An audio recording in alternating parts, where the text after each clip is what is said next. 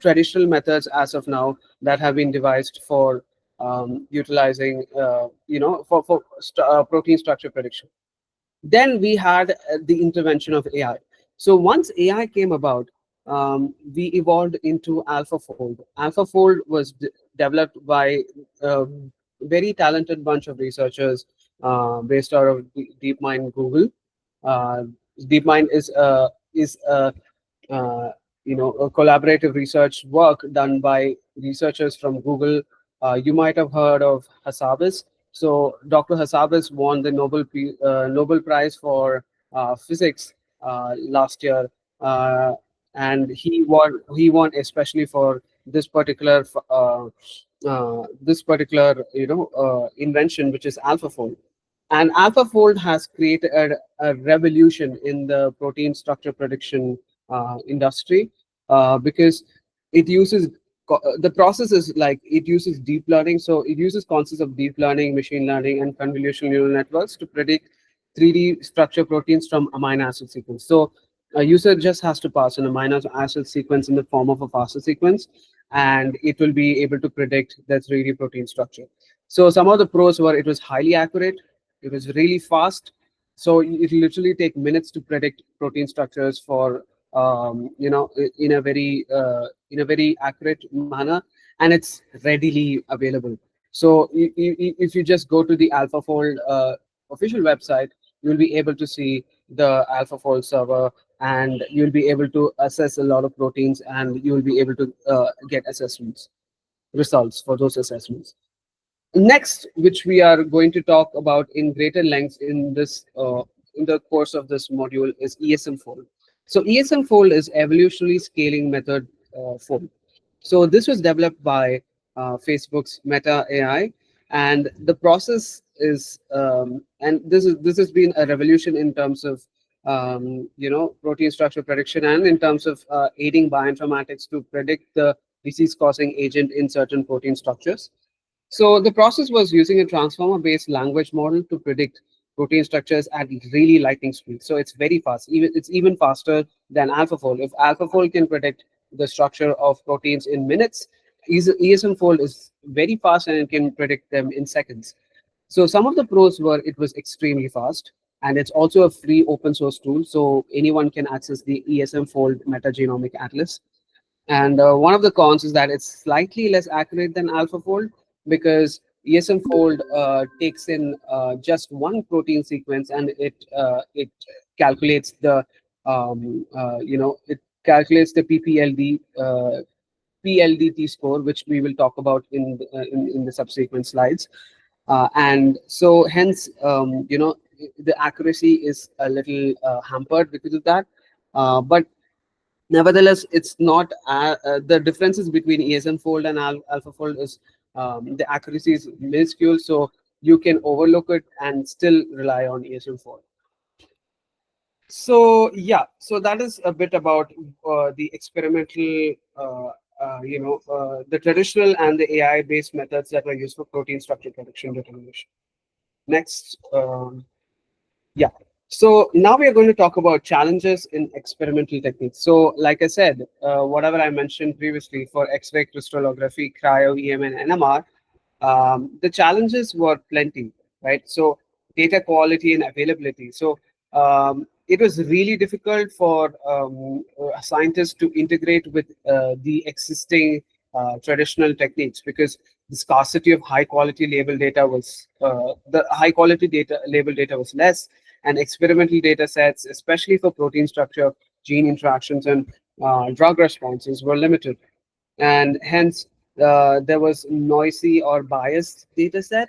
So errors in sequencing, labeling, or annotation can lead to like a lot of misleading AI predictions. Last but not the least, the data standardization issue. There were so many issues faced by using these traditional methods. Some of them were like different labs were using like various varying protocols. There was no standardized procedure. So every lab had their own um, uh, own way of assessing quality of a certain data set, and of bioinformatics protein structure data set. Hence, the labs use varying protocols. and computational complexity. So high computational requirements were required. So transformer-based models like AlphaFold and ESM-fold just came about like very recently, and hence previously ethical privacy and regulatory concerns were overlooked, and people were assessing data sets that randomly without knowing the concerns of the patient or anything. But with newer techniques like AlphaFold and ESM-fold, you have a personalized platform for assessing your data. Then, last but not the least, the experimental validation. So you never know whether this is coming from a valid source of experimenting. Like it was very difficult to validate AI generated results. So there was no set standard or fast rule that there was no board that could assess these AI generated results. So there was a lack of explainability. There was no accountability there for anyone to come about saying that, oh, this particular AI predicted disease causing agent that causes cancer is actually this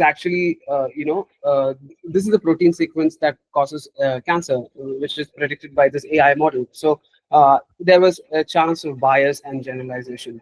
So these were like one of the huge black boxes that were that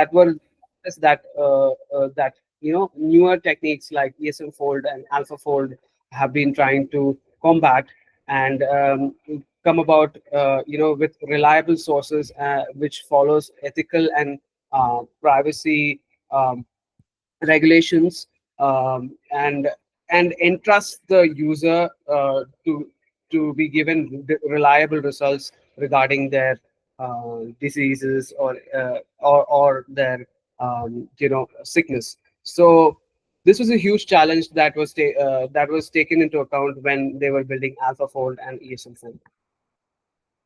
Okay, so now we are going to the interesting aspect of today's content, where we are going to talk about how the evolution of protein modeling happened, right? So, so basically, so we had early homology modeling was the first principle that was used for proteins to adopt similar structures. So homology modeling meant like it used experimentally determined structures of homologous proteins to predict unknown protein structures. So like in scientific research, the more unknown the proteins are, the more the more curious a scientific researcher would be to explore that data set. So computational methods were evolved in such a way that it could cater to the needs of the not just the scientific researcher, but also the student who is or the subject who wants to know the underlying causes of his disease. So some of the advantages of early homology modeling was it worked well with homologous structures. So homologous structures mean like when you're comparing two different molecules, we look for the similarity between these two molecules. So you would have heard of ancestral genomes. So we all come from the last unknown common ancestor, which branched into archaeobacteria and cyanobacteria, and that's how humans evolved from. Current day humans are have like a common ancestor from where they have evolved from. So a lot of our genes can be similar to a lot of other living organisms. So in order to do scientific research, like we we had to perform sequence identity, and homology modeling enabled that. And then when we get into the deep intricacies of protein folding, it uses structural motifs and patterns from known protein folds to predict structures of sequences with close homologs. So basically, the method is like it aligns the target sequence against a database of known folds using energy scoring functions of machine learning. So basically, it was based on energy functions. So energy function is nothing but the energy taken by the protein protein to fold in a hexagonal structure or a structure that is shown below, right?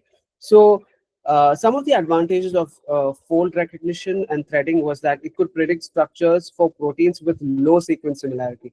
Even with 30% less than 30% identity, it was able to it did not have to be very similar for instead of where homology modeling needed to be at least 50 to 70% similar to the original protein structure. This required only 30% identity, but the limitations were the accuracy took a toll. So since you could pass in random data set and assess the folds, the accuracy was compromised, and accuracy generally depends on the quality of the fold database. So it may not work for novel protein folds present in the existing database.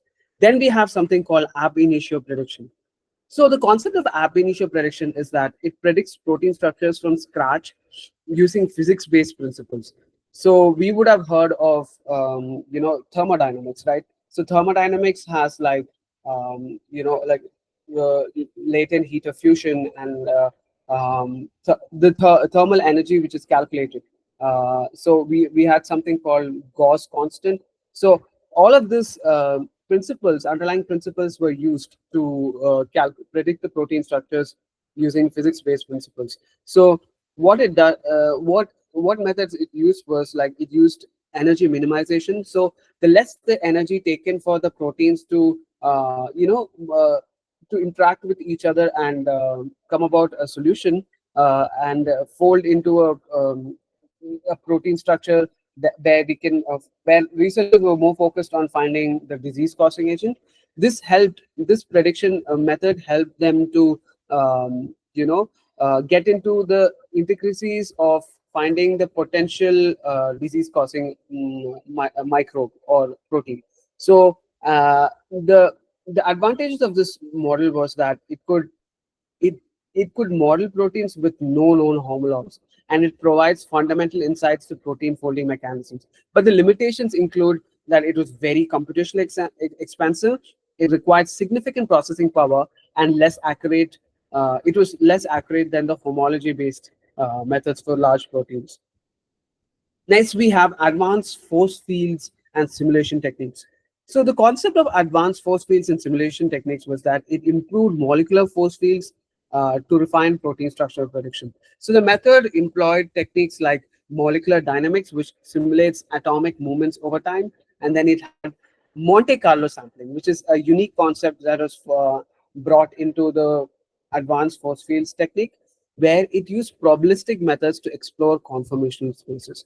So basically, these protein structures, when we are performing Monte Carlo sampling across it, as we all know, we have used Monte Carlo across a lot of data sets, but it cannot be applicable to proteins.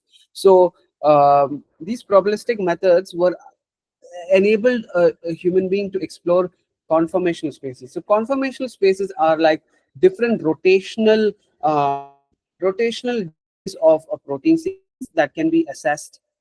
So we have LNR versions of a certain molecule, right? So as we have all learned in organic chemistry, the stereochemistry of a particular molecule is really looked into consideration. So what it does is that it combines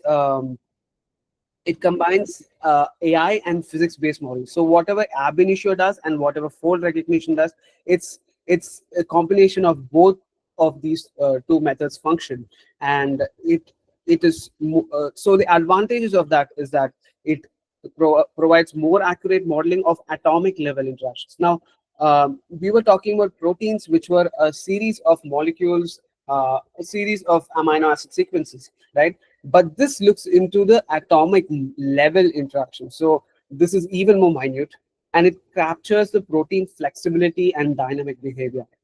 Some of the limitations were that it was computationally demanding. Simulations can take 2 weeks to months, so it was not viable for commercial purposes. And the accuracy depends on the force field quality and parameterization. So not every time do we, no, it's not always that we get great interactions between these molecules. Seldom we do, right? So it is very difficult to find. It is very time consuming to find those protein sequences that interact with that provide quality force field. Next, we have the deep learning revolution. This is where tools like ESM-fold and AlphaFold can be taken an example for, which is where it leverages neural networks and AI models to learn complex patterns in protein structures. So the method is using deep learning frameworks like AlphaFold and Rosetta Fold. So Rosetta Fold is another transformer model architecture, which is which is able to perform rapid predictions. So advantages of this is that it drastically improves accuracy and speed and can predict protein structures without even relying on experimental data. Democratizes democratize sorry democratizes sorry again democratizes access to protein modeling for biologists and researchers. Uh, some of the limitations were that it required large-scale computation resources. Performance depends on, like, training data availability. Not we don't have much curated data for this, so we are still working on that. So there are a lot of repositories, that medical repositories like PubMed, NIH. All of these resources are great for looking into protein structures. So next we'll move on to the second course module, the sub-module of this series, which is the fundamentals of transformer-based models in bioinformatics. So, before we dive into this, I'm going to talk about uh, how the transformer architecture works. So as you can see in this model, um, the transformer components include the encoder, decoder, and the multi-head attention mechanism, the addition and normalization factor, the MLP, which is multi-layer perceptron, and which is part of the encoder architecture. And the decoder contains the addition and normalization along with the MLPs in succession with multi-head attention. So when you input a sequence and when it goes through it, what happens is that it converts the raw sequence data into dense vector representation. So it goes to positional encoding and it creates a dense vector representation. In bioinformatics, what happens is that amino acid sequence are embedded. So we pass it in terms of embedding representation. And what happens in positional encoding is that since transformers lack recurrence, this step injects order information. So functions like sine and cosine functions are used to encode these positions. So what happens once it passes through the positional encoding is that cosine similarity operation is performed, and you're able to get a protein sequence that goes into the multi-head self-attention. So multi-head self-attention captures relationship between all elements in a sequence. So it captures the relationship between like a protein sequence, like all elements within the protein sequence, and it gives the model to focus on different aspects simultaneously. Finally, we have next we have the addition and normalization feature. So in the addition and normalization feature, you would have heard of the function called ReLU. So ReLU is basically uh, uh, like an activation layer. What happens in the addition normalization layer is that there's a residual connection, and there's a normalization layer that is able to activate certain probabilistic distributions when the input sequence passes through various weight vectors in neural networks. So the advantages of this is that it ensures stability and prevents vanishing gradients. So the problem of gradient, like gradient loss, is combated when we are using an additional normalization layer. And next is that the residual connections help gradient flow in deep networks. So even if there are some residuals. So residuals in protein structure is nothing but the added proteins that amino acid sequence that are present in a protein sequence that goes through this addition and normalization aspect. So this residual connection helps gradient flow in deep networks. Next, we have the feed forward MLP layer, so the multi-layered perceptron layer.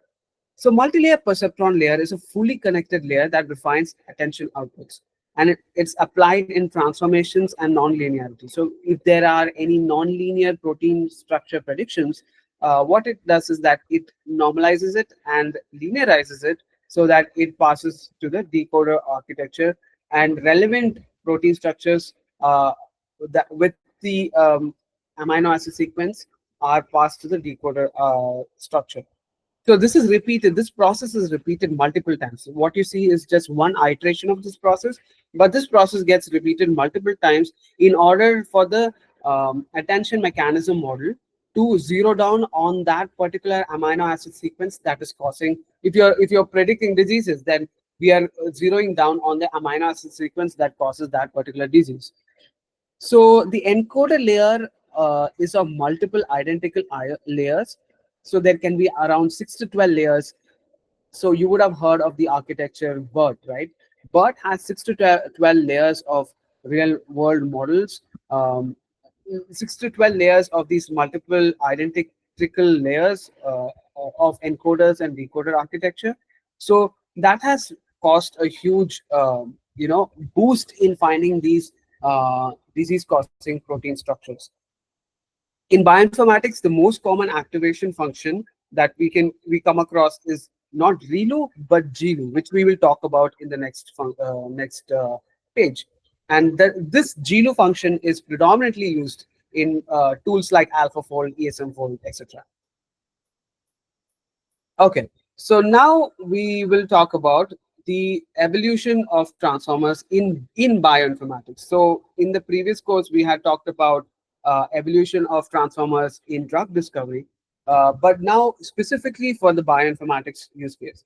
So this is like a timeline. So in 2018 to 2019, the first adoption of NLP models for protein sequences were introduced. So this was inspired by NLP advancements like BERT, GPT model, and researchers applied self-supervised learning to biological sequence. So researchers thought to themselves that why don't we apply for a medical use case and create a transformer model that is specifically used for bioinformatics. Hence, they came about so many of these ESM tools like ESMFold and AlphaFold. And there came a tool called UniRep, which was using LSTM, so long short-term memory. So what it did was like it had a learned representation of the protein sequence, paving way to the transformer adoption. Then we had a tool called TAPE. So TAPE was a benchmark for deep learning in protein understanding, which used transformers for sequence learning. So in bioinformatics, one of the ways of alignment is called multi-sequence alignment. And multi-sequence alignment is where your reference protein sequence is aligned to a bunch of sequences, and you're trying to map the similarities between the reference molecule to the multi sequence platform. So one of this tool that enabled the automation of this was tape, and tape came into the market in 2019, and it was a revolution in terms of like deep learning in protein understanding, where it used transformers for sequence learning. Then we will in late 2020, models like ProtBERT, ProtT5, and ESM1, mm, which was the simulate like a like the protocol version of ESMFold that came about um, in its early stages, and prototype. I mean, not protocol, prototype. So what these protein language models were trained was, so they were trained on millions of protein sequences. They were treating amino acid sequences like words in a sentence. So these amino acid sequences were considered as words. So like whatever you see in vector embeddings in BERT architecture, the same concept was included when they were designing tools like ProtBERT, ProtT5, and ESM1. And these models captured evolutionary relationships and functional properties without reading multiple sequence alignments. Then we had in late 2021, we had the first prototype of AlphaFold, which is called AlphaFold 2. So they I don't know why they called it AlphaFold 2, but AlphaFold 2 in fact came before AlphaFold. And so this revolutionized the protein structure prediction by integrating attention mechanisms for spatial relationship. So all this while we were looking at proteins at a linear fashion, but now we were looking at protein in a 3D vector fashion. So AlphaFold allowed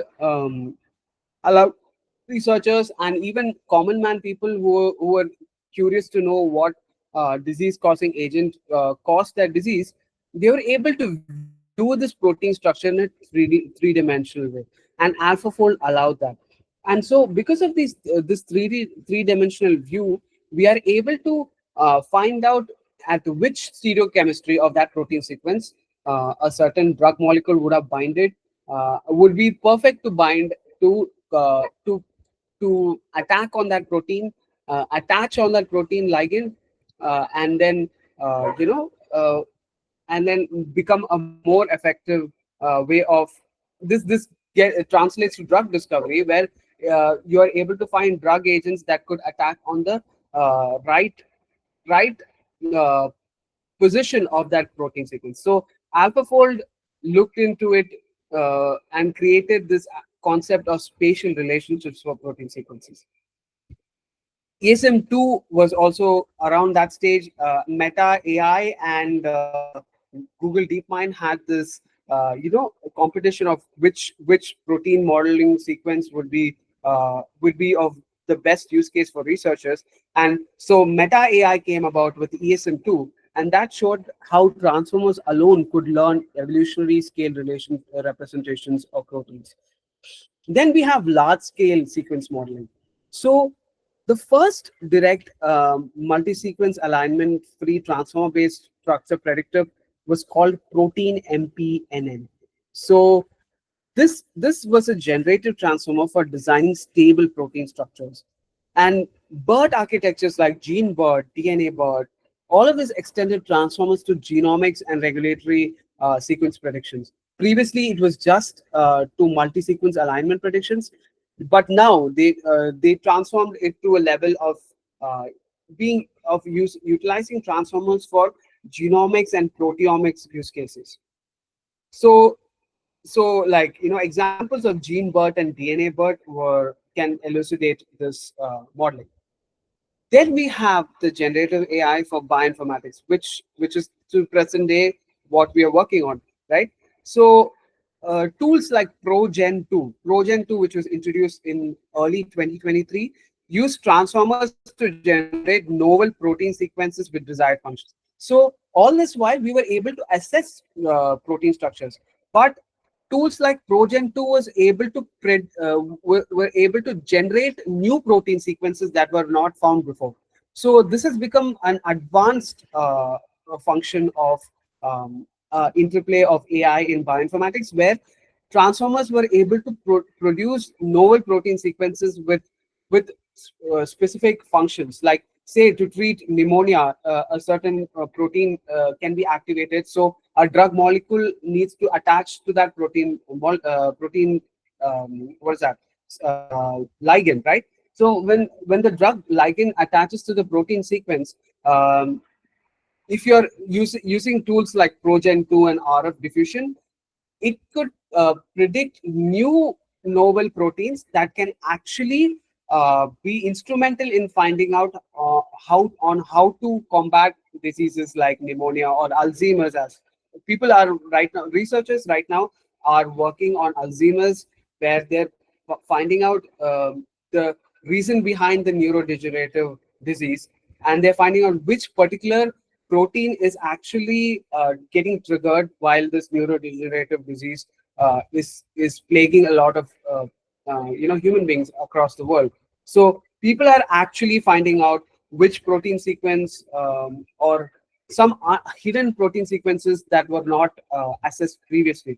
So tools like Progen 2 and RF diffusion were instrumental in finding out these new protein sequences that were hidden under the background all these years. And then tools like AlphaFold. Now, right now we have the third version of AlphaFold, which is expanding into drug target interaction, ligand binding, and cellular modeling. So all of these tools, you can see how the transformer model has actually evolved across just the span of 5 years. So you can see that if anyone is interested in this research, you can see how the learning rate has to be really exponential for you to keep up with the time of what is actually happening in the protein in the bioinformatics space when it comes to intervention of AI. So you need to become like really quick and adaptive learners to embrace new concepts and embrace the applications of new concepts in these transformer models. So next we will dive deep into what is called the GLU function, right? So GLU function is the function that I mentioned previously that was used for like I said for like AlphaFold and ESM fold. This was the like quintessential what do you call, like the function, the loss function that was used when calculating I mean activation function, not loss function, sorry, my bad. The activation function that was used in these architectures like ESM fold and AlphaFold. So the underlying function is like this. So it uses this formula called x into phi of x. So phi of x here is the Gaussian cumulative distribution function, where it is represented by half into 1 plus exponential of x by root 2, right? So this phi of x is this e power x by root 2 is the error function that is integral for Gaussian distribution. So with the error function, it will smoothly gauge the input based on its probability under a normal distribution. So usually this is phi of x is usually a normal distribution curve, but um, when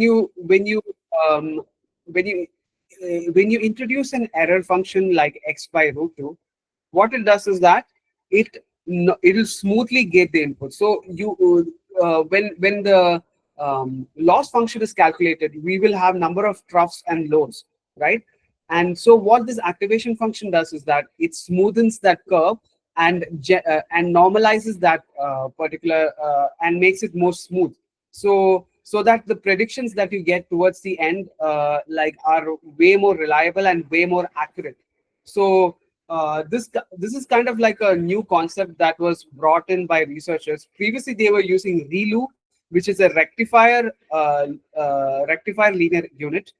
So rectifier function was used. So it was basically like phi of x in that case was just like a y equal to x trend line. So in this case they have used an exponential trend line that smoothens the curve and adapts to any kind of input curve. So like say you're passing like a in mathematical terms, say you're passing like a hyperbolic function or a parabolic function.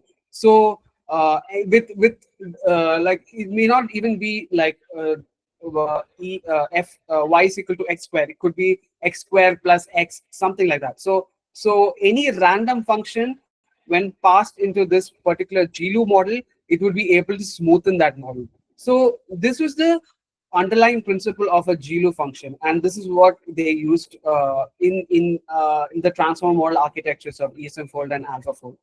And why is GLU preferred in bioinformatics transformers, right? This is just a mathematical function, but what is the use case of this in bioinformatics research or bioinformatics, like I mean, functions of bioinformatics in transformers? So one of the biggest use cases was the protein DNA sequences required better contextual understanding. And GLU's smooth activation helped transformers learn representations more effectively. So, like longer dependencies in biological data.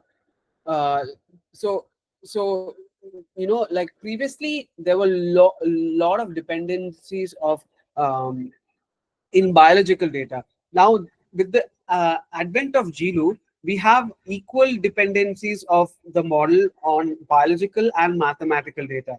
So, what GLU does is it avoids the sharp cutoff, like I previously mentioned, that ReLU overlooked, and it led to a better gradient flow. So, the concept of dying gradient is actually, uh, the problem of dying gradient is actually tackled by the GLO function.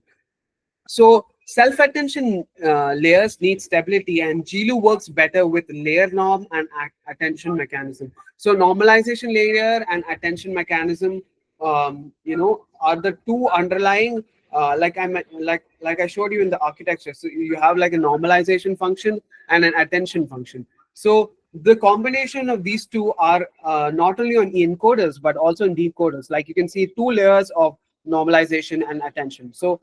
Uh, so even in a ReLU, even in a GLU function, that's what happens where it works better with this normalization and attention mechanism put together.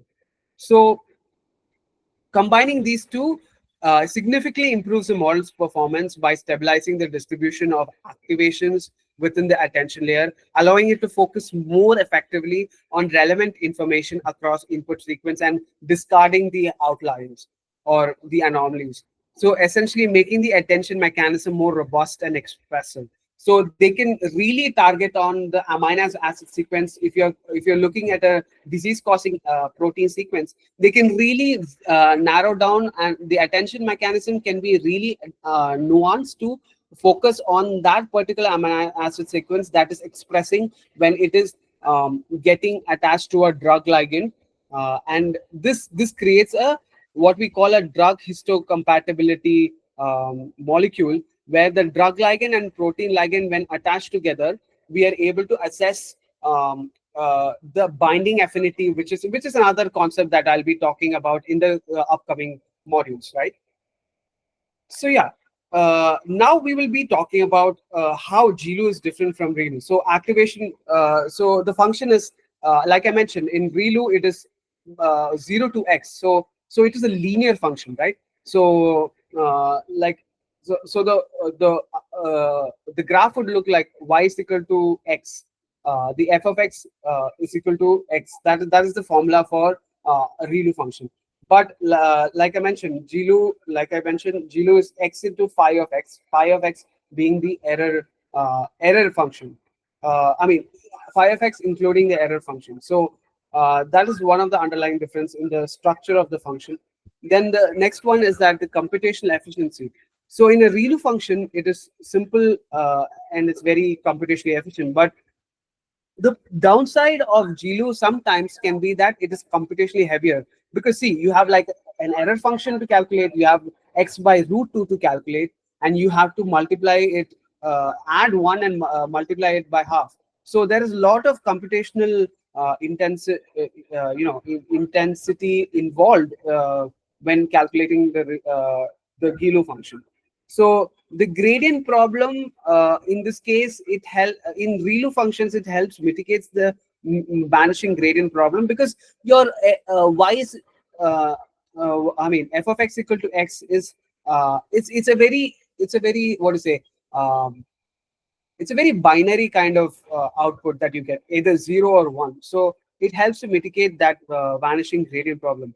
But in a GLU function, it to the gradient problem in a different way. It improves the gradient flow, especially in deep transformers, where like you have, this is an example of a deep transformer where you have multiple attention and normalization layers attached together, right?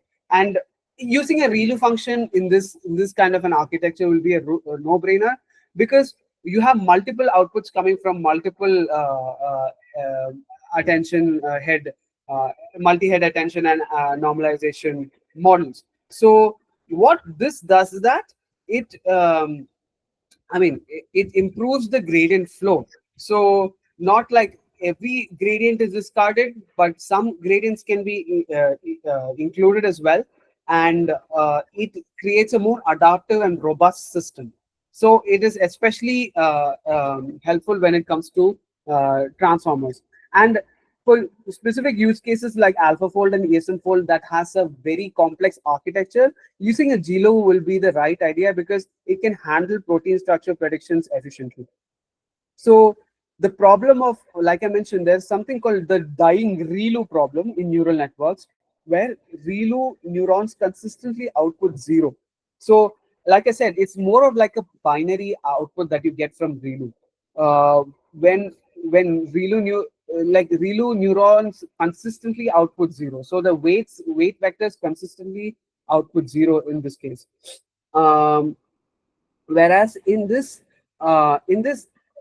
GLU function, it becomes inactive and it's unable to learn, which can lead to a network's reduced capacity and poor performance.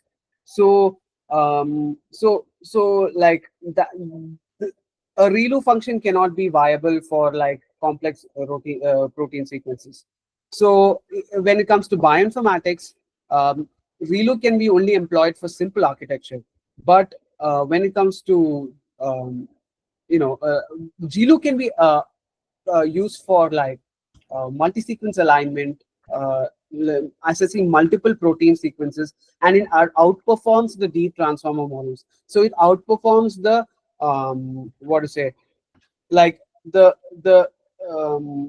primitive transformer models that used to be there. So like the original BERT architecture, which used to look like this, it outperforms it by multifold. So using GLO activation function is like uh, has been a game changer in terms of predicting protein structures in bioinformatics. So why? So this is how the activation function functions, right? So you have at x greater than zero. I don't want it to sound mathematical, but I don't want it to look like I'm taking a mathematics class today. But I just want to show, let you know how the beauty of how like these activation functions work, right? So like in a protein DNA sequence that requires contextual understanding, GLU smooth activation curve helps transformers learn representations more effectively. So longer dependencies in biological data, like GLU helps in avoiding that particular sharp cutoffs, leading to better gradient flow. So You know, one question in that yeah, JLU, why you divide by root 2 sorry, by in root 2, huh? yeah. Yeah, that's a good question actually. So as far as I know, I think like like when we have uh, so x can be very minute. It can be even in terms of like 0.005, like it can be in like the fifth form of a decimal format, right? So when you're dividing by root 2, when you're dividing by an irrational number, so and you're creating and moreover you're adding an exponential aspect to that irrational function. An exponential function of an irrational number is actually a rational number. So you will get it in the format of a rational number. So to avoid, so had I used e power x and had I passed any form of irrational number, I'll probably get a very I'll probably get phi of x as zero sometimes, right? So which is why we are dividing it by root 2. That is my my reason of why it is divided by root 2. But that's a good question. I'll definitely do a research on that and let you know. But I think I also have this question. So x by root 2, see, if you do an irrational number divided by an irrational number, and if you put it on an exponential format, won't you, correct me if I'm wrong, an exponential version of an irrational number Won't you get it as a rational number? I don't know that, but Yeah, uh, so it is basically to cater to every data point. So if you do by root 2, no matter what the whichever aspect of that graph that we are looking into, it will provide an output. And since x is that particular point, so when you're multiplying x with x, you will get even more nuanced values for f of x.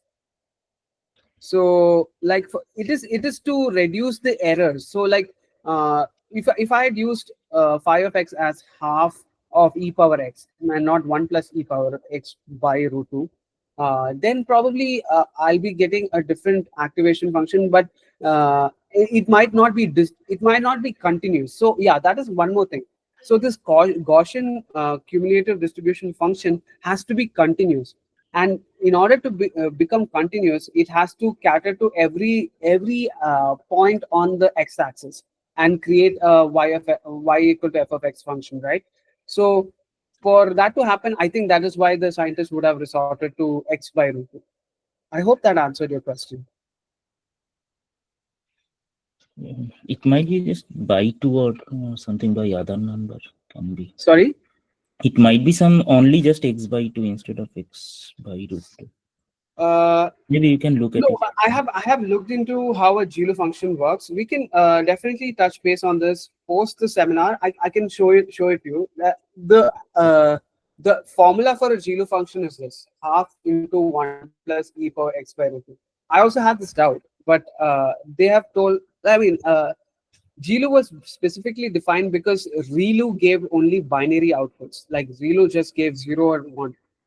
GLU was able to give you 0.03, 0.04, 0.05. So it was able to not just classify it as binary, but it was also able to give you like what is that? Like if you're if you're looking into stages of cancer, and if you're using a deep learning model, and if you're using GLU function, you're not just performing cancer stages in the terms of whether you're detecting cancer or not. That is what you'll get the output as when you're using a ReLU function. But when you're using a GLU function, you can classify this data set into different stages of cancer.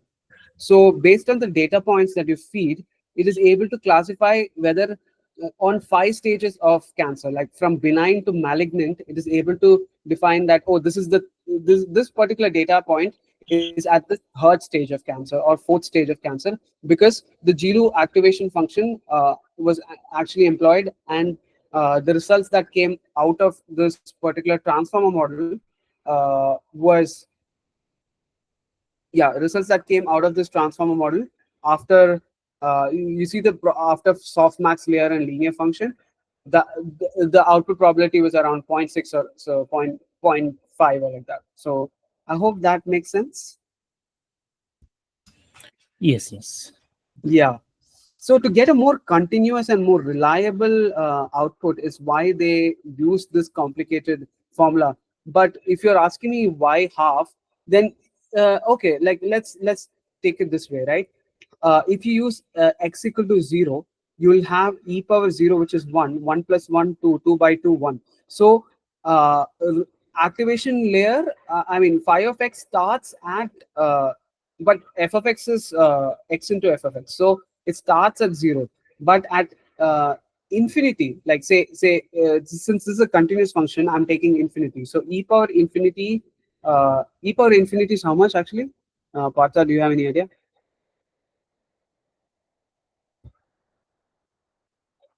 Hello, Partha, are you there?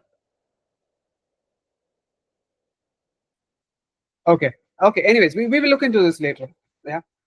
Okay. So now we will get into the ESM fold and its working principle. Uh, yeah. So this is the bread and butter of today's, today's webinar, where we are diving deep into ESM fold. So ESM fold demonstrates the architecture uh, where we could utilize it for protein structure prediction. So the input sequence would be like a single protein sequence. It would take in the format of a FASTA sequence, and you do not. There's no need of multi-sequence alignment or evolutionary history. Uh, and when once it passes through the ESM2, the core of ESM2 is that it's a pre-trained masked language model that has learned protein grammar from millions of sequences. So it's able to predict residue-residue interaction based on contextual embeddings, much like how LLMs understand languages, right? So then we have the 48 block folding trunk. So once it passes through the ESM2, we have the 48 block folding trunk, where the transformer processes the sequences through multiple layers of 48 blocks to extract the structural information. So once this amino acid sequence is passed, here you can see, that's my mouse not working. Uh, yeah, as you can see here, uh, this this step, where it is passing through the transformer model, process the sequences in 48 blocks. So you see whatever the single sequence that you can see, this folding trunk, it is 48 blocks, and it extracts the structural information. Now this step is analogous to how AlphaFold refines protein conformation, but without requiring evolutionary alignment. And then we have the structural module, which is an 8 block structure which recycles the protein structure. So the final structure refinement happens in this module using 8 additional blocks, right? So the model also includes a recycling mechanism, meaning the structures iteratively improve for higher accuracy. And then it predicts the protein structures with the confidence score. So the final output is a predicted 3D protein structure with an associated confidence score. This allows researchers to assess the prediction reliability for experimental validation. And later, after predicting the protein structure, it recycles again where it goes to the 48 block folding trunk. So why it does that is that because it processes the sequences through to extract structural information. So any missed out structural information that is predicted from the first iteration can be recycled by passing through the folding trunk again, and then this is like an iterative loop until it zeroes down on a certain protein structure.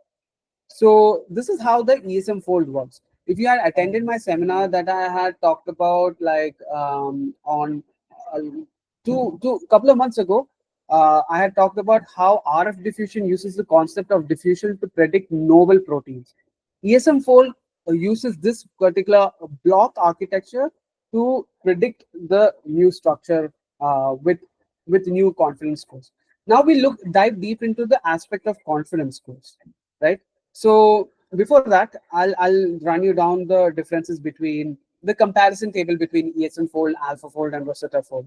So this table provides a detailed comparison between ESM fold, alpha fold, and Rosetta fold, which are the three leading protein structure prediction models. Each of them have distinct advantages based on speed, accuracy, input requirements, and best use cases. So as I've mentioned before, ESM-Fold was developed by Meta AI, focusing on fast protein structure predictions. AlphaFold was created by, this very well known, renowned scientist named Daniel Hassabis, right? So Hassabis created Google's DeepMind in order to create tools like AlphaFold, which revolutionized the field of structural biology by achieving near experimental accuracy. So the accuracies that were predicted of these protein structures using AlphaFold was quite top notch, which is why they have utilized. They have been scientists all across the globe have been relying on AlphaFold for protein structure predictions. Then we have Rosetta Fold, which was actually developed by Baker Lab. Baker Lab, which is a lab in University of Washington, they designed this multi-protein interaction modeling structure, which contains a transformer-based large language model. So um, sorry, not Rosetta Fold. Rosetta Fold does not contain transform-based model, but Rosetta Fold utilizes the concept of diffusion to find out novel proteins. And the model type. So model type of ESM fold is like transformer based large language model. So it learns protein structures based on cell supervised learning. So there is no new data set fed. It is able to supervise itself to learn from these protein structures, from like previously existing vast protein sequences. So there are resources like UniProt, SwissProt, and KVProt where you're able to just where you can find like protein sequences that repositories. These are predominantly protein sequence repositories that can be accessed from these websites. And this is the this like transformer based models learns protein structures from vast protein sequences. So there's no need of reliance on multi-sequence alignment or evolutionary data. AlphaFold is just like an all-in one house of a transformer plus multi-sequence alignment architecture. So ESMFold is just a transformer based, but AlphaFold caters to the difference is AlphaFold caters to multiple sequences. So in the same time, so ESMFold only focuses on one protein sequence, which I'll show you in the next upcoming slide. How does ESMFold predict protein structures, right? Whereas Rosetta Fold is like a three-track network. So it does. So by three-track, it means that it integrates sequence, structure, and evolutionary data. So it traces back to the evolutionary patterns of that particular protein sequence, and it's not just used for like structure prediction, but it also traces your ancestors, the ancestors of the certain protein. So Rosetta Fold is basically designed for predicting multi-chain protein complexes and interactions. Input type is just like I mentioned, ESM fold is just single sequence, whereas alpha fold is multiple sequences alignment plus evolutionary data. And Rosetta fold is MSA plus structural templates. So structural templates which combine sequences and known structures for better prediction. In terms of speed, ESM fold is lightning fast. Alpha fold is slow. Rosetta fold is faster than alpha fold, but not faster than ESM fold. So accuracy, ASM fold comes about 85%, but what stands out for AlphaFold is that it is highly accurate. You can highly rely on AlphaFold's predictions on a certain protein sequence, whereas Rosetta Fold is around just 90% of AlphaFold's accuracy.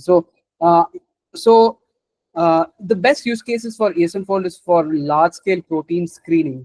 So if a particular protein needs to be focused on in greater depth, then you can use ESM fold. But if you want to use for accurate structural predictions, then you can use AlphaFold. And if you want to use for a quick way of modeling and protein interaction, then you can use Rosetta Fold. In summary, if you're going for speed, then you should definitely use ESM fold.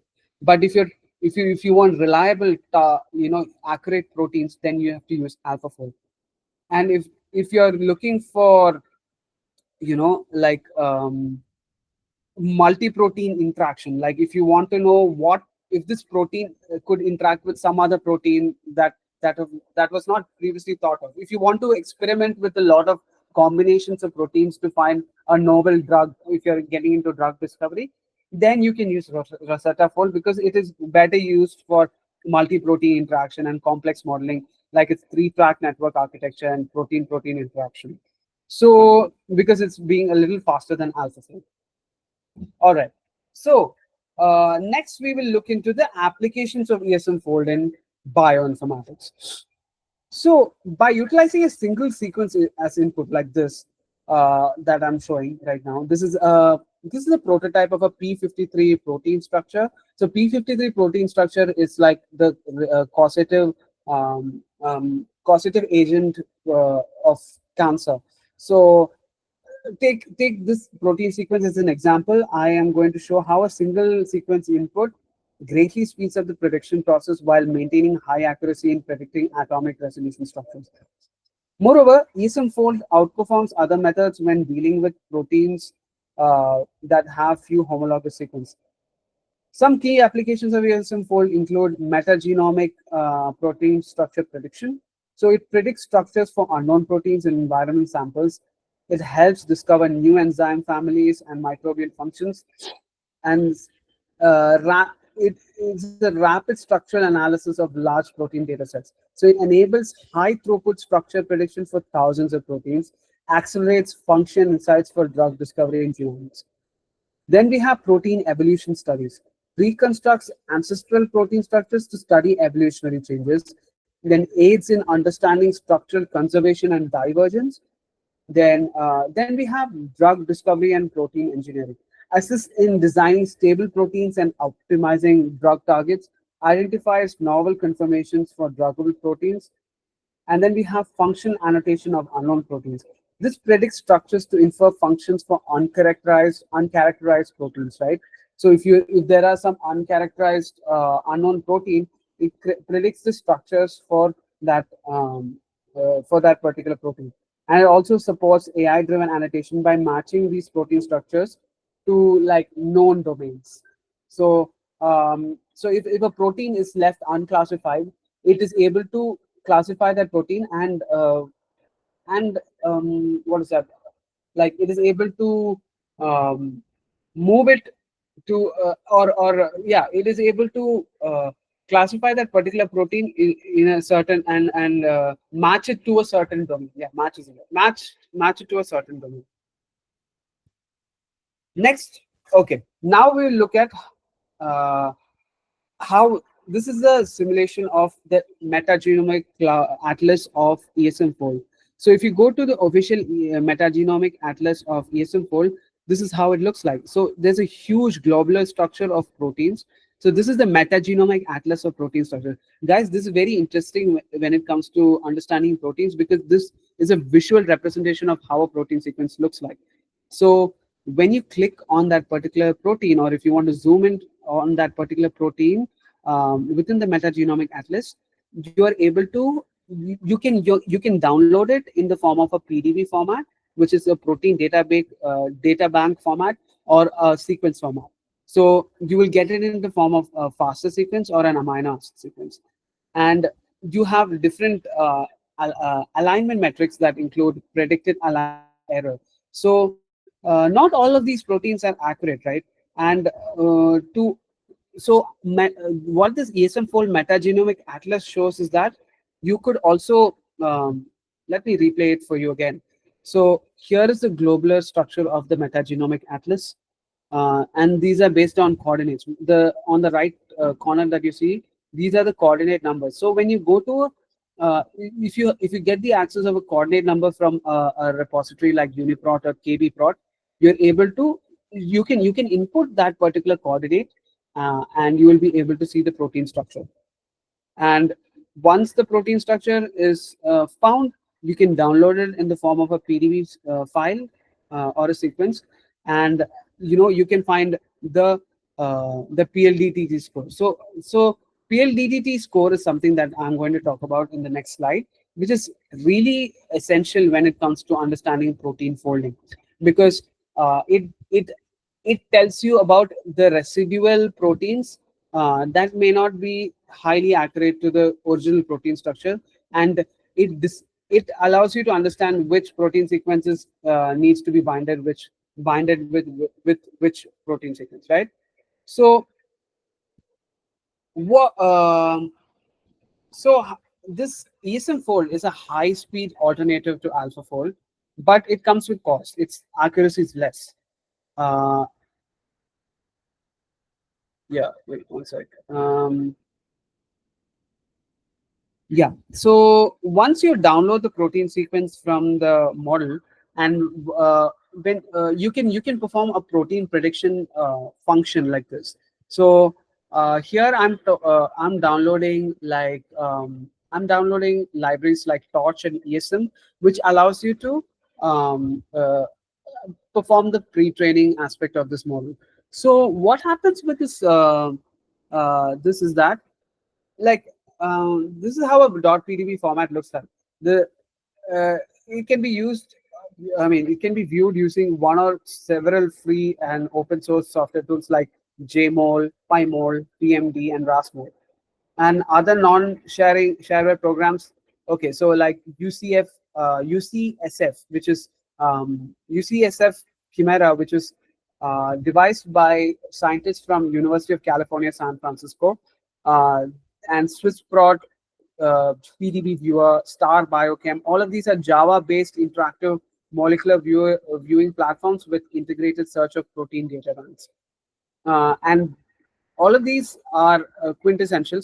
So in this particular case, we are inputting a protein sequence like this, and we are getting an output, right? So once we write the output, we get we get predictions like this. So what can we understand from these predictions as an AI scientist, or as a drug discovery scientist? uh, Once you get an output like this, what to how to make it head or tail about these uh, predictions, right? So I'll run you down. So this is how a general PDB file format looks like. So the described PDB file may be viewed using one of like it can be viewed using JMOL, PyMol, VMD, or RASMol. And the L that you see here, the L that you see here is nothing but light chain. So there are there are heavy chains and light chain when it comes to amino acid sequences. In this case, we are looking into, in this particular example, the subject is looking into aspartame, which is an amino acid. So to see how this chain interacts with the protein, uh, like we can classify it as a light chain with sequence number. So in this case, all across this rows, all across these rows, the sequence numbers mentioned as one, which means that it's printing out the first sequence in the amino acid sequence. In this case, it is aspartic acid. So what you see here is aspartic acid. So within this amino acid sequence, this N, C, A, C, O, aspartic acid is the first amino acid sequence that is being printed. And these are the XYZ coordinates of that protein structure. So, so it is pointing out to the first sequence in the L chain, and this XYZ coordinates shows the configuration of that protein sequence.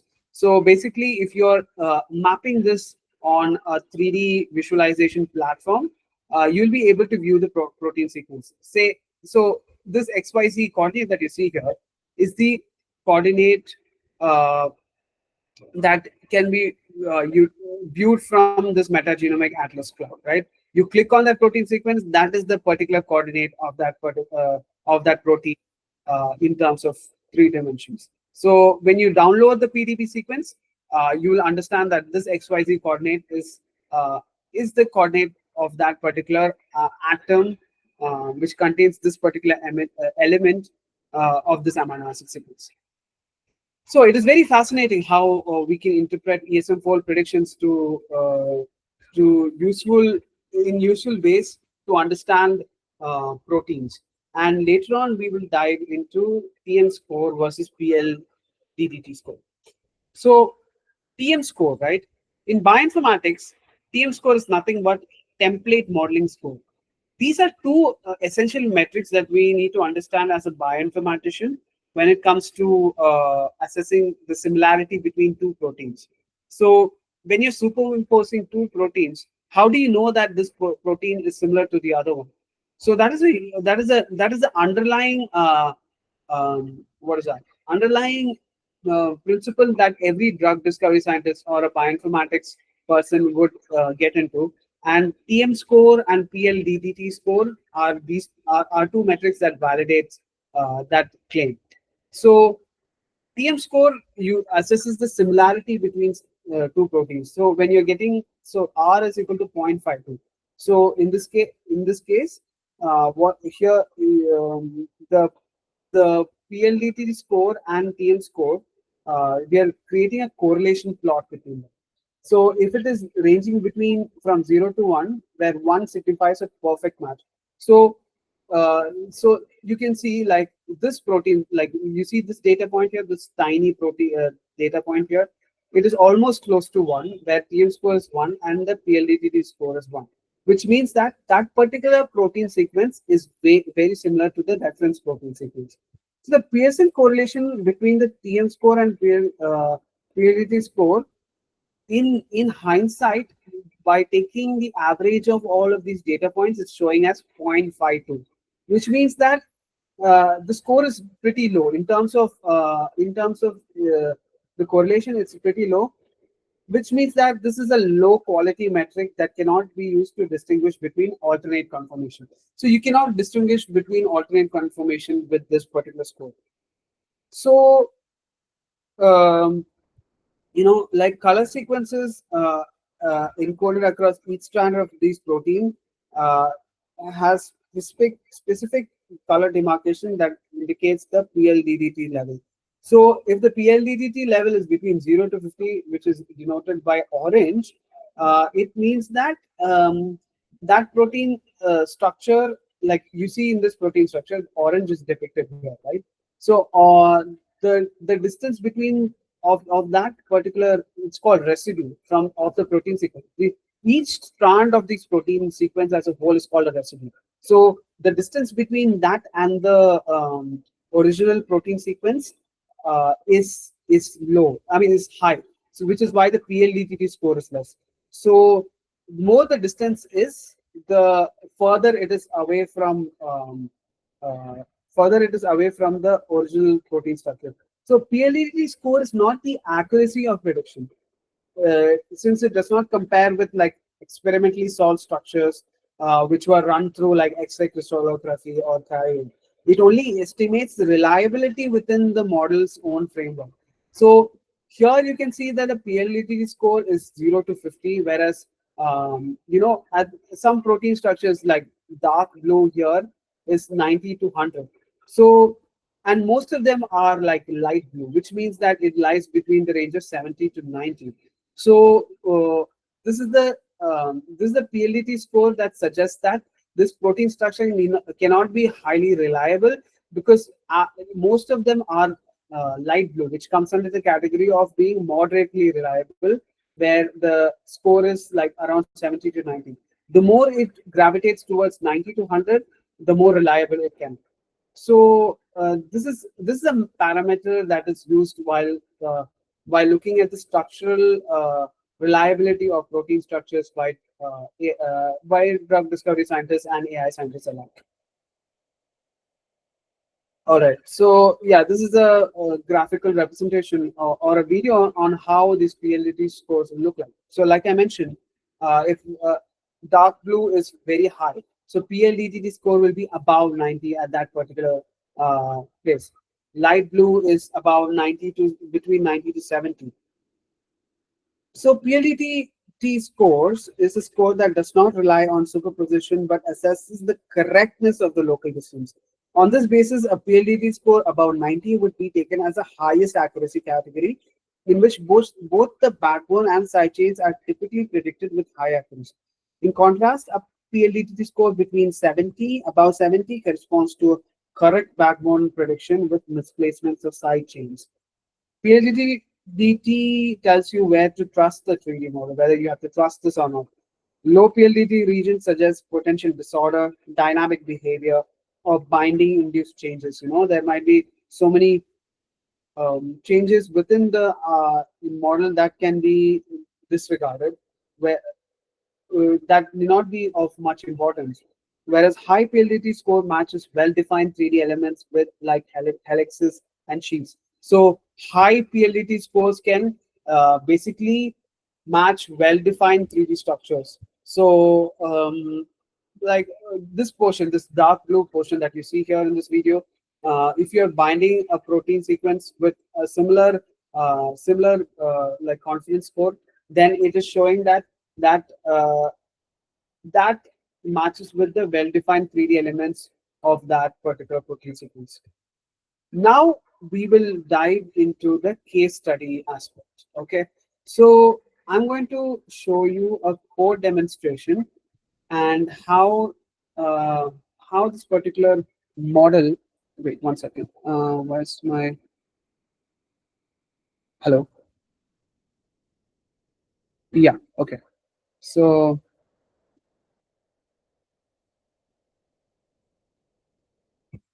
Sorry, 1 second. 1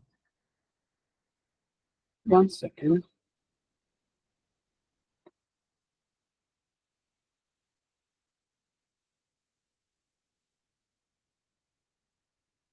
I wanted to show you the code. Mrinal, also a time check. Yeah, yeah, it's ending. It's towards the Okay, end. So okay, yeah, I thanks. just wanted to show you the case studies, but I don't know why my laptop has gotten frozen for some reason. Uh, so do you know any?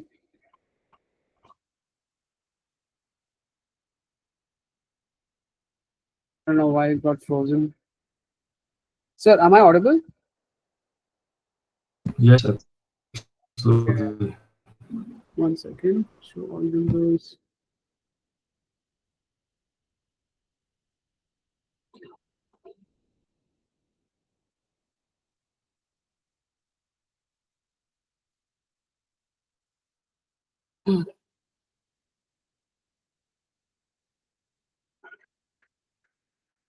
Okay. I'm going to open it on a new window just to show you.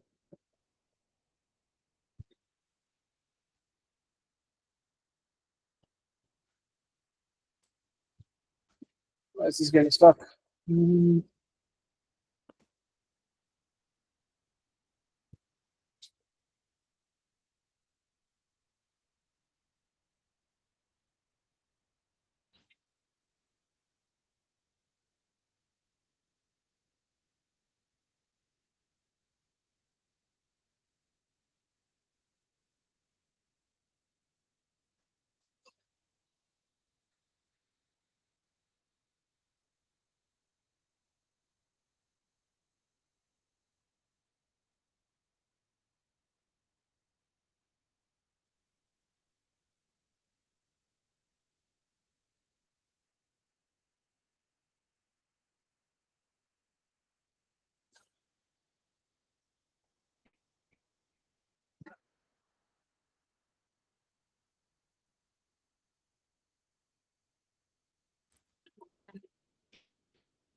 Um, I don't know why my laptop is getting stuck. You want to reboot and rejoin? Is it okay? Like, can you give me like 5 minutes? I'll rejoin that. No, no, 5 minutes is a lot. Will it take Okay, that two long minutes. to 2 minutes. reboot? Just give me 2 minutes. I'll be back. Okay, Yeah. okay, fine. Yeah.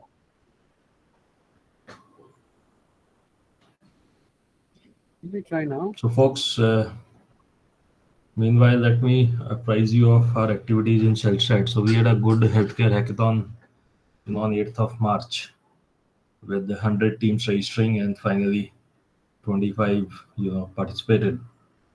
So, we are meeting these teams, the 25 finalists, again today in an online workshop to see if we can guide them further in their projects. And we are planning other, healthcare hackathons in coming weeks and months. So, idea is to accelerate the healthcare research and try to do some good innovations. Let's see. If any of you are having extensive, deep expertise in healthcare, reach out to us. We'd like to collaborate.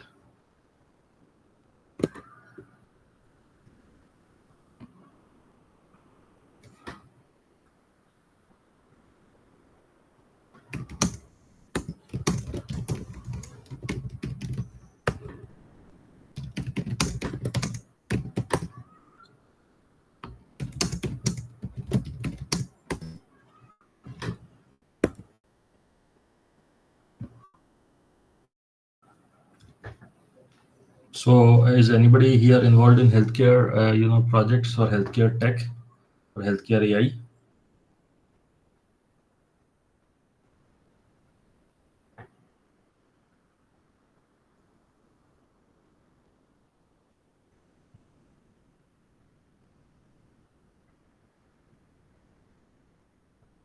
Okay, I guess not. So,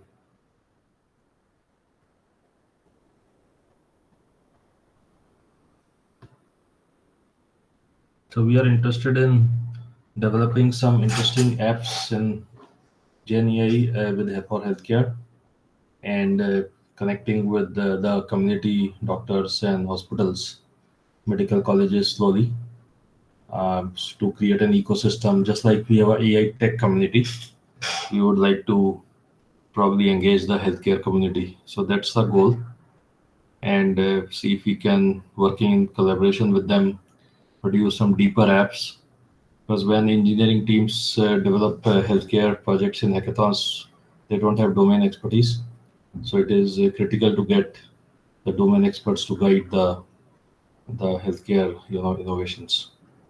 So that's why we are reaching out to medical experts, doctors, hospitals in India so far, in Bangalore particularly, but over time expanding across India and globally. Feel free to share any other thoughts. I hope you are enjoying the Selstrat webinars, and courses. So we have done recently an agentic AI course, which was well received with huge attendance, and we are planning to launch further, courses in agentic frameworks and so on.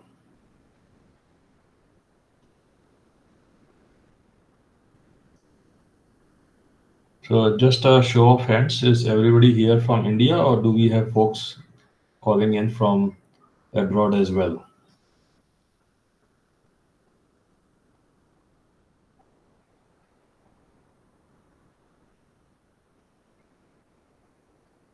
Okay, Brinal is back.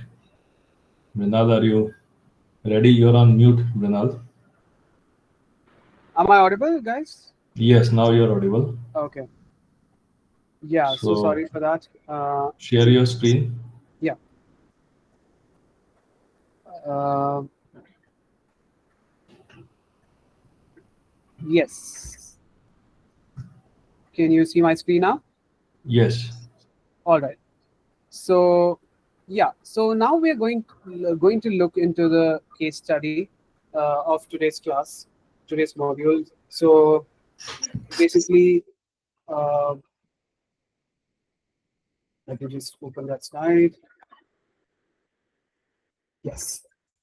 So we are going to, yes, the case study part of this module, right? And we are going to predict a disease-related protein structure. So I'm going to run you down the code. I have the protein structure, all the results stored already because I ran the code previously. But I'm going to run you down the code so that you can have a brief understanding of what goes into each aspect of this code, right? So I'm installing these essential packages like ESM OpenFold Y. So ESM fold, you can do a pip install, and this is a particular Git, repository. So like it is already found on GitHub, so you can install it from Git. Then this is an essential series of what would I like to call it? These are the essential series of models that needs to be installed before starting the designing of the protein structure. So it includes BioPython, which looks into the BioPython package is basically for bioinformatics purposes. Py3D-mol is to view the so you have these molecular structures in and you can view them in various, like I mentioned, like various tools like UCSF, Chimera, PyMol, and all of that. So to view them in a 3D format, you need to use packages like Py3D-mol. Transformers is also needed, Torch, and Request. So all of these three models are required, and then yeah. So I have uninstalled it after I. So please don't follow this command. This uninstallation was done after I perform the particular what is that function. And so here we are doing, this is the most important aspect of the code where we are predicting the structure of the protein sequence. So in this case, I am loading the auto tokenizer ESM4 protein folding from the transformers. And there's something called SwissProt, and these are library packages within Bio. The reason why I'm installing Swissprot and Uniprot is because like Swissprot contains all of the databases information that is present in this um, particular uh, repository called Uniprot, which if I'm going to show you, which would look like this. So I just looked up. So Uniprot's official website looks like this, where you can type in the accession ID number of that protein sequence, and you're able to search through that protein sequence. So Uniprot's, like this, or the I've almost performed a web scraping kind of function where I don't have to essentially go to the Uniprot database, but I can access the Uniprot database just from my block of code. So this is why I've used Swissprot, because it contains packages like it contains functionalities like read and like sequence and all that to get the specific Uniprot ID from the package and then return the sequence. So once the sequence, so say you're passing, so here I'm doing something called cleaning the sequence. So this is a pre-processing step that I'm utilizing, where so in an amino acid sequence, you will only find characters or sequences within the within these alphabets. So like from A to Z, I have mentioned only the alphabets that include amino acid sequences. Like, say, if you can see here, B does not exist here. So if you count through this, it's 1, 2, 3, 4, 5, 6, 7, 8, 9, 10, 11, 12, 13, 14, 15, 16, 17, 18, 19, 20. Yeah. So there are only 20 sequences, right? So you remember I mentioned at the start of the module that there are only 20 amino acid sequences in the human body architecture. This correlates to that, where you can see that the starting letter does not, like, if you correlate this code with this particular image, you can see that you don't have protein sequences starting with B. Can you find a protein sequence that's starting with B here? There are no protein sequences that's starting with B. So hence we are performing pre-processing by utilizing this particular string. Another example maybe A, B, C, D, E, F, G, H, I, J. Okay, let's see if there are any protein sequences with the name J, with the starting letter J. There are no protein sequences with the starting letter J.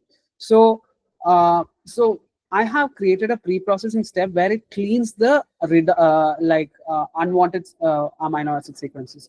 So this particular function was performed as a pre-processing step, and once the protein is being pre-processed, now I pass it to the predict structure function, where it predicts the 3D structure of that function. So this is the most essential important part.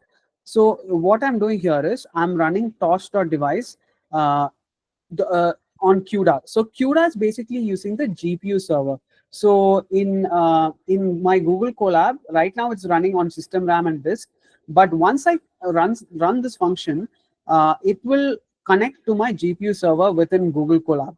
So once it gets connected, it will either Yeah, we use. can increase the font a little bit. Sure, sure, sure. How about this? Is this legible? Is this Bit more. bit more? Okay. Yeah, this is good. Okay. Okay, so now here I am running it within Google Colab, Google Colab's GPU server. This particular line does that, and I'm calling the ESM for protein fold function that I've imported from Transformers model. So this ESM for protein folding function loads the tokenizer, which is part of Meta's. So Meta has designed ESM fold, right? So it'll load the whole ESM fold version 1, and it'll mount it to the GPU here. So once it's mounted, what it does is that it will uh, perform. So if there are torch no graph, so which means that it'll this particular function makes sure that there are no what is that, gradients, or there are no residuals in the particular protein structure. If there are no residuals, then it will perform the operation where it will infer the PDB of that particular sequence. So inferring the PDB step does nothing but it infers the protein information of that particular protein sequence. So when you're performing a no-grad function, what a no-grad function basically does is that it basically what it does is that it removes all the residuals that are in the particular protein sequence. It removes all the underlying residuals, and you are able to get a fully formed structure of that protein sequence, fully reliable protein structure, right? And now we are saving this protein structure. This is our last step where we are saving the protein structure in a PDB file format where it can be viewed. Right now, I'm using you can use multiple tools. There are JMOL, there's PyMol, there's UCSF Camera, but I have installed PyMol, and PyMol I think is the most basic tool for a starting of drug discovery scientist or someone who's interested in understanding the functioning of protein molecules. They can install PyMol, and this will be saved in the format of a PDB file. So now this is the main execution step where I'm just passing in the UniProt ID of this particular protein, and then I'm fetching the UniProt sequence, then predicting structure and saving the PDB file. So it does all of this operation, and then finally okay. So this step I save it in the form of a UniProt ID slash structure dot PDB. So whatever you so say I'm typing the same thing on UniProt and searching for that particular protein P0436, right? So P0436 7, I think 7 is also there, right? Yeah. So yes, so this is the protein sequence, and it is an anti-freeze protein that lowers the blood freezing point. Okay, so if I want to view this protein sequence, I can view it from UniProt too. It looks like this. So the protein structure looks like this, but you don't have what you call like residues to know the PLDT score that I mentioned. It is there, but it is not so prevalent. You can see the 3D model of that protein sequence, but you don't know where the target binders, which part of the protein sequence does the protein, does the drug bind to. You don't have these information, and moreover, it's not very clear. When you zoom in, it's blurring a lot of the images, which is why we use something called PyMol. So I'll show you how the PyMol looks like. Sorry for this. So PyMol is nothing but a software tool that is used to visualize protein structures. So if I were to PDB, yeah, okay. So I'm opening this particular file, molecule. One second, I have a lot of tabs open. Um,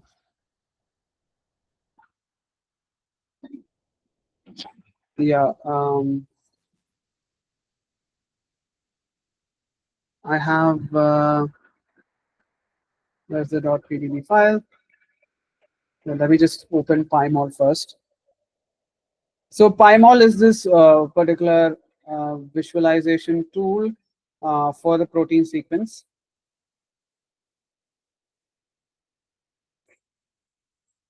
And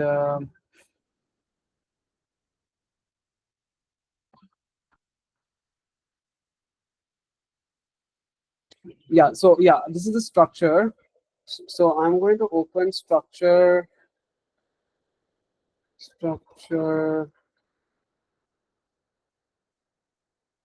PSC1. Okay, yeah.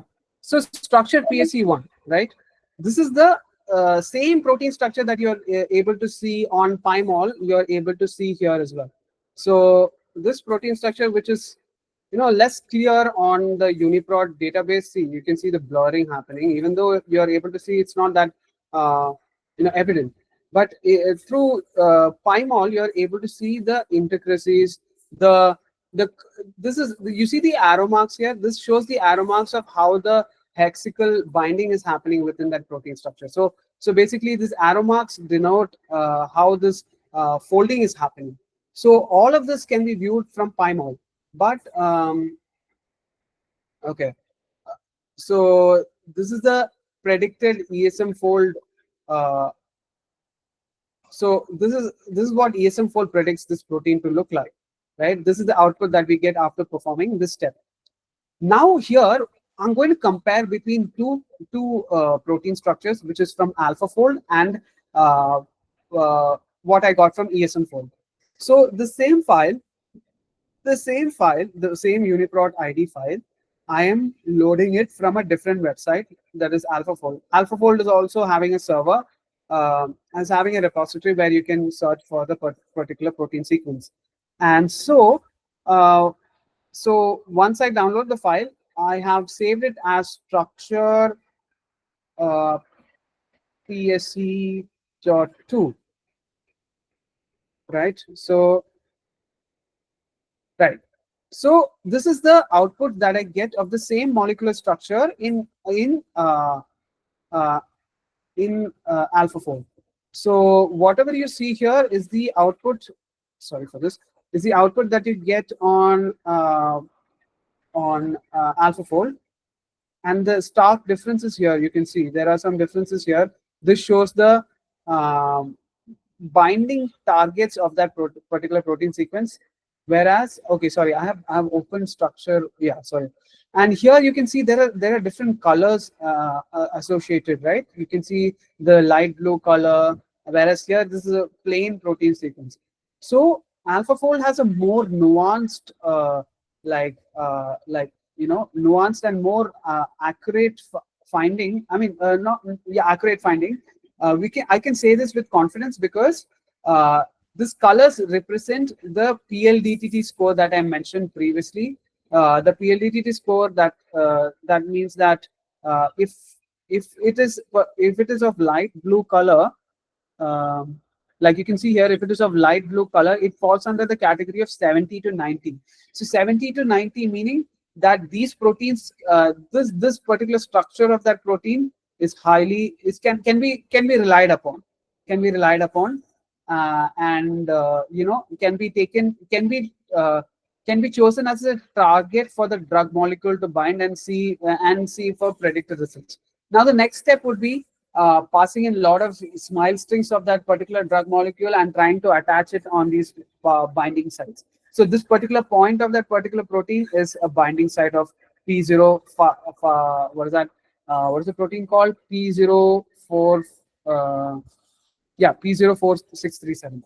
So this is the stark difference of what an AlphaFold PDB prediction would look like as compared to the PyMol.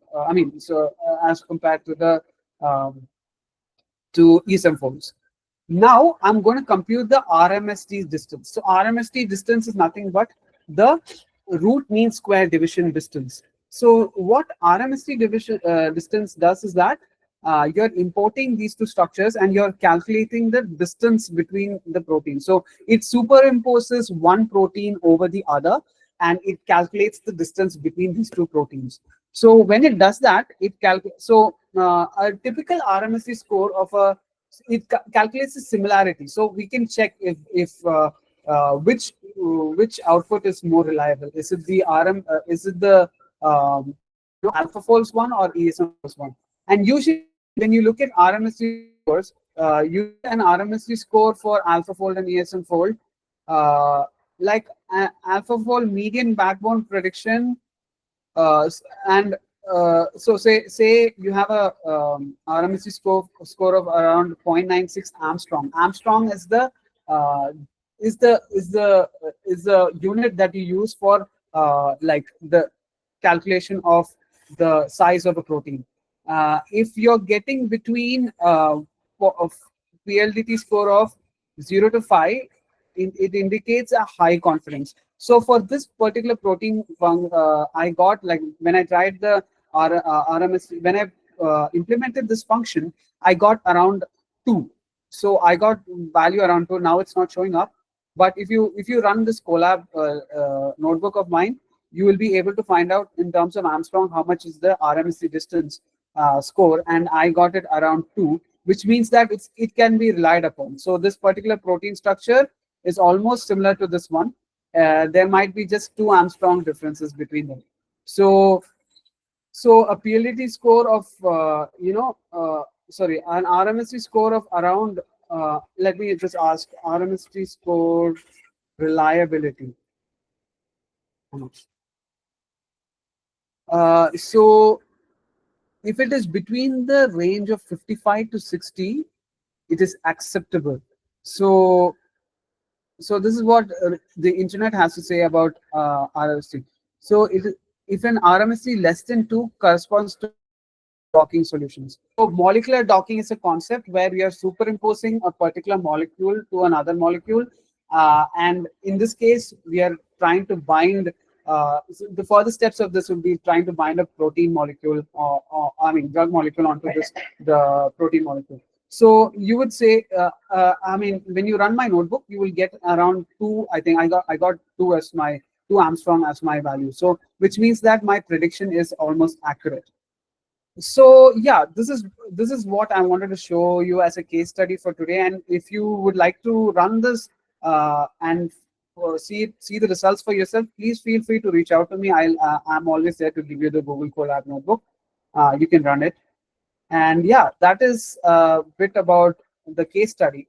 Now the final conclusion of this whole first module series, I'm going to talk about the inference of these results, right? So in the inference part, I'm looking at the key evaluation steps. So evaluation of AI models. So you have key evaluation metrics like the RMST evaluation and TM score evaluation. So I had mentioned about this, right? So so in the you can see in this graph, sorry, in this graph, you can see that there is, sorry, let me just close this. Yeah. So you can see that there is, like bandwidths of, there are number of data lines here. So what can you infer from this graph? This graph shows how the scores for each protein sequences are differing across time, right? So from 0 meaning no similarity to 1 being perfect match, uh, in this RMST evaluation part, what you can infer is that it measures the average distances between atoms of predicted and experimental structures. So lower RMST means higher structural similarity, sensitive to outliers and global alignment. So when you see here, the red trend line shows a high similarity, which is going from zero point 0.3 to zero point 0.6, whereas a black one, which is of 298.15 K, it is showing from point, there's very less deviation, whereas this protein, whichever protein that is actually fitting to that particular reference protein better. So you can say that the red trend line is highly reliable when it comes to, through this particular graph, you can say that this red trend line of that particular protein sequence is highly reliable. Now, if you look at TM score evaluation, so in TM score evaluation, as you can see, this is a combination of 20 protein sequences. These are the names of different proteins list, where you have Z scores above 2. And you can see here that, 0 means no similarity to 1 means perfect match. Now, about TM score above zero point 0.5 is often considered correct fold, right? So here in this case, you have TM fold above zero point 0.5 for most of these proteins.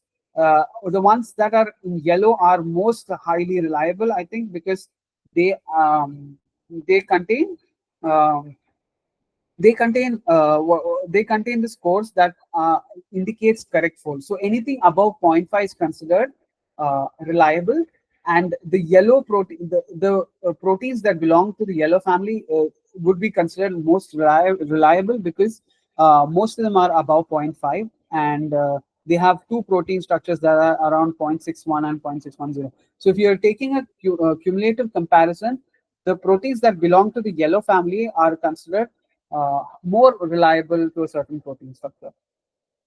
So yeah, benchmark data sets, we have, like I mentioned, PDB, like we downloaded the file in the form of a PDB format, and we have CASP16.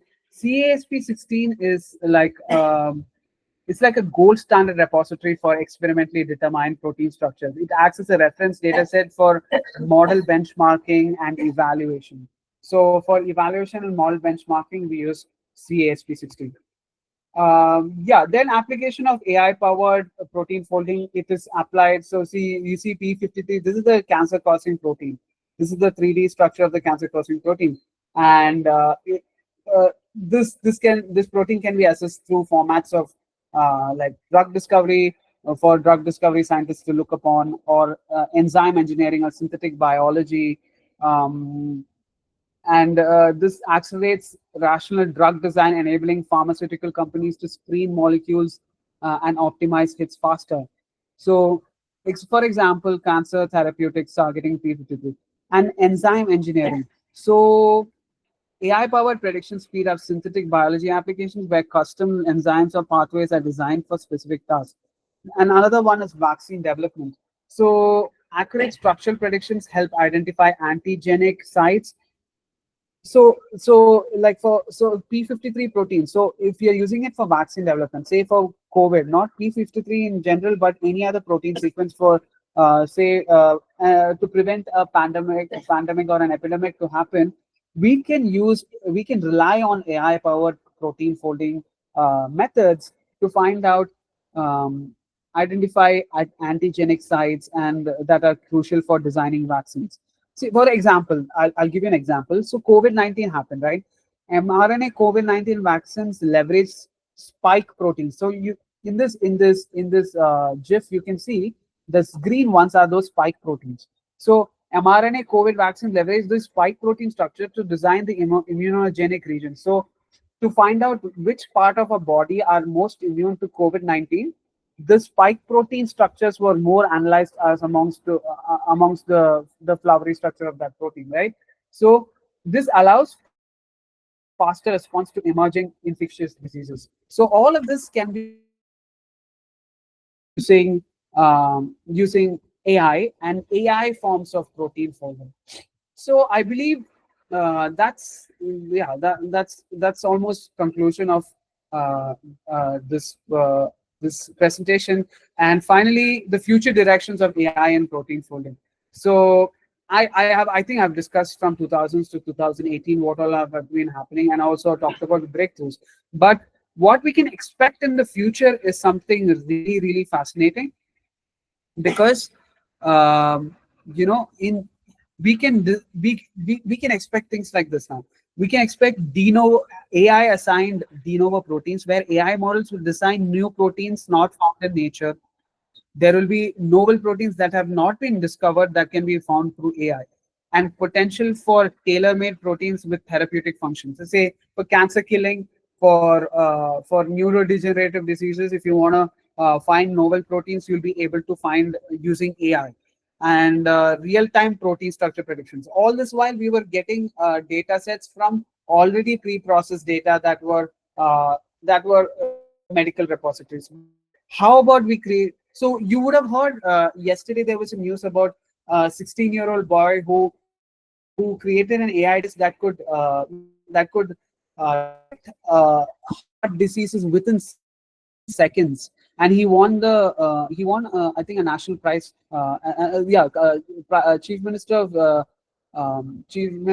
Telangana, I think Chandrababu Naidu, acknowledged this and innovation and gave him like a state prize or something like that. So, so that is one example of how AI has, if AI is is intervening in modern medicine, it can accelerate the accelerate the detection of diseases. Someone who can, a 16-year-old boy using AI, if he's able to create uh, a, a sophisticated system that is highly reliable and accurate, and that can detect heart diseases within 7 seconds, then don't you think there can be a lot of advancements that we can think about in terms of disease detection and drug discovery when AI comes into the picture? So these are multiple. These are some of the examples that I can think of that would come about in the future, that would be va- that will be revolutionizing the the field of drug discovery and protein folding and disease detection. So that's all I have for today's module for the introductory section or introduction to generative AI and bioinformatics. In the next modules, we'll be dealing, getting, diving deep into the different models, like I've mentioned in the course structure today morning. Like at the start, we will be looking into the genomic data analysis, the structural and functional proteomics. We'll be diving deep into the AI intervention in all of these bioinformatics concepts. I hope I have created an engaging content, and hopefully you've all, I hope I have, take not wasted your time, and hopefully you have learned something new today and something that can be taken to your, to your work sometime and being discussed upon within your colleagues and your loved ones. So hopefully there's some good takeaways from this module from today's presentation. And yeah, thank you, Vivek sir, for giving me this wonderful opportunity to showcase my whatever possibly less knowledge that I have in bioinformatics, to give me this platform to showcase my knowledge in this platform. Yeah, thank you very much.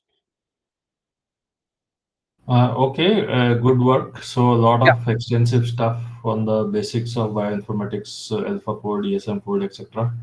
Audience, any final questions or comments?